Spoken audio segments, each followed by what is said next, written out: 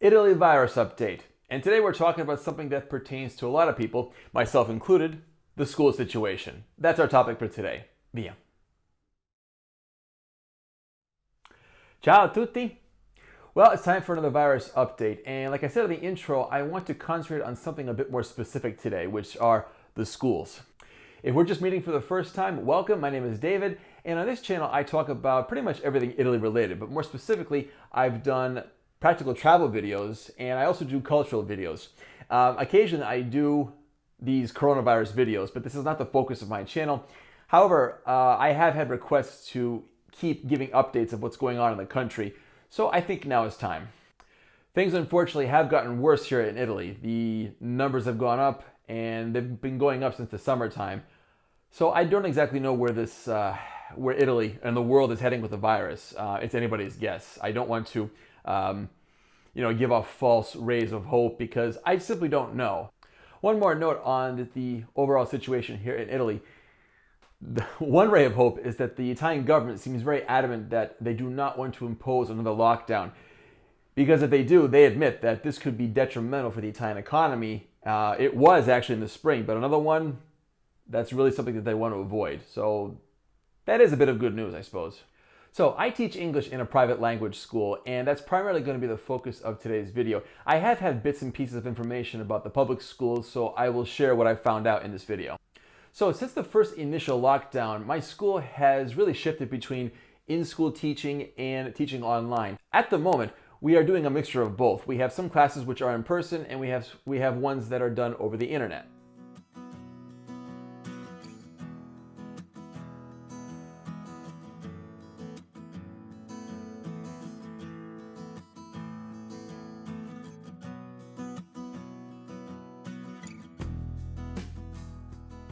In my opinion, and from my personal experience, I think it's better that the kids come to school and do the lessons. They reacted decently on Zoom, but I think that kids, they need social interaction, and so I think it's better that they come to school. Although the one advantage of Zoom was that I was able to mute their microphones. Unfortunately, I can't do that in person. As you probably guessed it, yes, we all have to wear masks. So I wear a mask, the kids wear a mask, and we can only have a maximum of 6 kids in the classroom at a time, and they must always be 6 feet apart. And so far so good, actually. The kids have been rather observant, I must say. As far as the public high schools are concerned, I am in contact with some of the students that I taught at the high schools here in Rome from a couple of years ago, and they are doing hybrid teaching. And for those of you who don't know what that is, in essence, it's where the teacher is teaching half their class in person and half the class over Zoom, and of course with a mask on. I'm also in contact with teachers who work in America, and schools in America, or at least some of them, are also taking this approach, hybrid teaching. It seems though that not every school here in Italy is doing the hybrid teaching approach. Because I work in a private school, I work with kids also teenagers, and I asked 2 of my students in particular what they're doing, and apparently they're not doing the hybrid teaching. They are still coming to school. Now granted, they have to wear their masks, but they said, no, we've had no problems. So hopefully it stays that way. Unfortunately, however, if you watch the news, then occasionally you will see schools that report students who have contracted the virus. So I don't know what's going to happen. I don't know if that means that they're going to go to hybrid teaching if they haven't done it already. I don't know if that means the schools are going to close or if they're going to only teach on Zoom like they did during the springtime.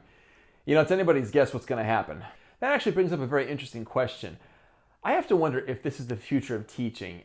I have to wonder if, once we've learned to either contain the virus or just get rid of it completely, I wonder if a lot of our teaching is going to shift online.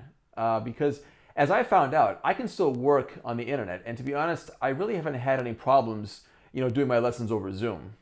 Granted, I can only speak for myself, really. I've had no problems making that shift from teaching in person to teaching online.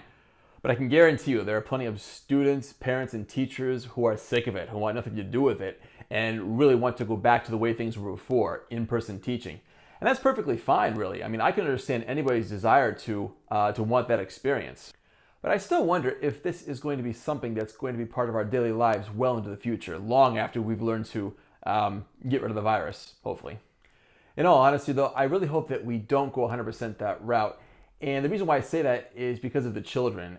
I think that kids really need that social interaction. They need that in-person contact as part of their social development. So hopefully we will still be able to have them go to school physically and safely. Something else I wanted to mention in this video that just came to mind, and unfortunately this is something that is happening to some of my students in the morning.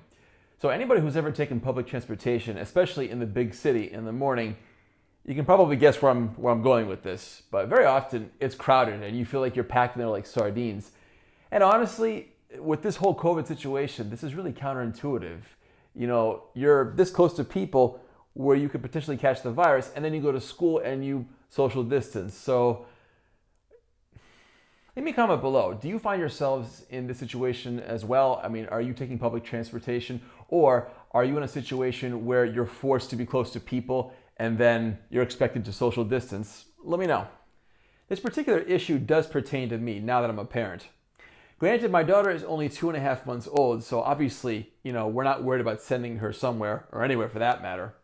But it makes me think, if she were 3, 4, or even 5 years old or older, then yeah, this would be a situation that would directly pertain to us. And yeah, it would be difficult. I don't know what we would do. So yeah, I really hope this situation is over and done with by the time she goes to preschool. I'd like to be able to offer you a more definitive solution, a direct plan of action. But in all honesty, I don't think anybody has a very clear idea of what should be done, because, this school situation here and also throughout the world is not one size fits all. It's a very delicate situation. It needs to be dealt with on a school-to-school, person-to-person basis. I will say this, however. I've heard it said many times that if you want a successful society, then it must be educated and it must be also healthy.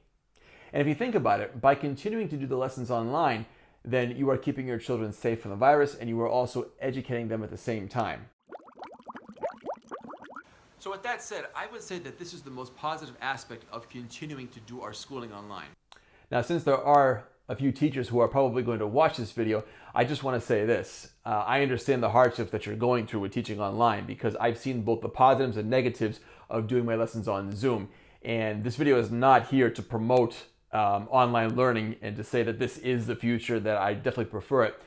But what I've tried to do in this video is to look at the teaching situation objectively, just to look at the pros and cons of doing your lessons both in person and over the internet. So again, there's no one size fits all. It just depends on your personal situation, what you're going through, and that's pretty much it.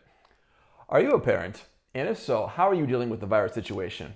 Leave me a comment below. I'd be very curious to find out. Anyway, that's going to do it for today's video. I really hope you liked it, and if you did, make sure you hit the like button. It takes 1 second. Do share the video out if you think somebody might enjoy today's topic. And also, if you haven't already, make sure you subscribe to my channel, because here I do occasional coronavirus Italy update videos. And I also talk about Italian culture and practical travel tips. Thank you very much for watching. Wash your hands, be safe, and most importantly, be a responsible citizen. Until next time.